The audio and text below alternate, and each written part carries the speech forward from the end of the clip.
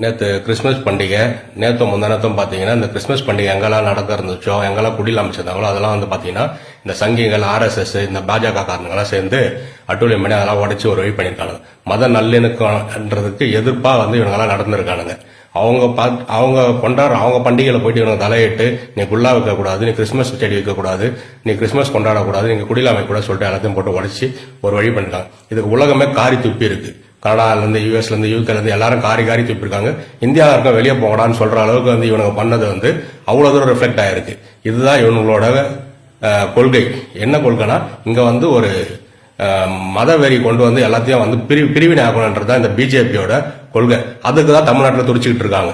அதே மாதிரி பண்ணணும் அப்படின்னு சொல்லிட்டு இந்த தமிழ்நாட்டில் துடிச்சுக்கிட்டு இருக்கிறது கை கோக்கிறதுக்காக இந்த தற்கொலை விஜயும் இந்த எடப்பாடி பழனிசாமியும் இவங்கெல்லாம் சேர்ந்துன்னு இவங்களுக்குள்ள ஒரு கூட்டணி போட்டு இந்த பிஜேபி கூட ஒரு கூட்டணி போட்டு தமிழ்நாட்டுல எப்படியாவது நுழைஞ்சணும். தமிழ்நாட்டுல நுழைஞ்சா என்ன ஆகுன்றதுக்கு ஒரு உதாரணம் தான் நேற்று ஒடிசாலையும் ஹரியானாலையும் அங்க இருக்கிற கிறிஸ்தவர்களையும் அங்க இருக்கிற கிறிஸ்துவ மதத்தை சார்ந்தவங்களையும் நேற்று அவங்க துன்புறுத்துறத எல்லாரும் வீடியோல பார்த்துருக்கோம்.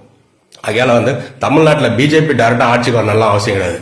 இவங்க தற்கூரி விஜயோட கை கோத்துக்கிட்டோ இல்லை எடப்பாடியோட கை கோத்துக்கிட்டோ அவங்க வந்து ஆட்சி வந்தாலே பிஜேபி ஆட்சி வந்த மாதிரி தான் தமிழ்நாட்டிலும் இதெல்லாம் நடக்கும். ஒரு உதாரணத்துக்கு நேற்று குமரி மாவட்டத்தில் ஒரு இடத்துல கிறிஸ்துமஸ் பண்டிகை நடந்துட்டு இருக்கும்போது அங்கேயே கலவரத்தை கொண்டு போன முயற்சி பண்ணிருக்காங்க. ஆனா மக்கள் அடிச்சு ஓட விட்டுருக்காங்க.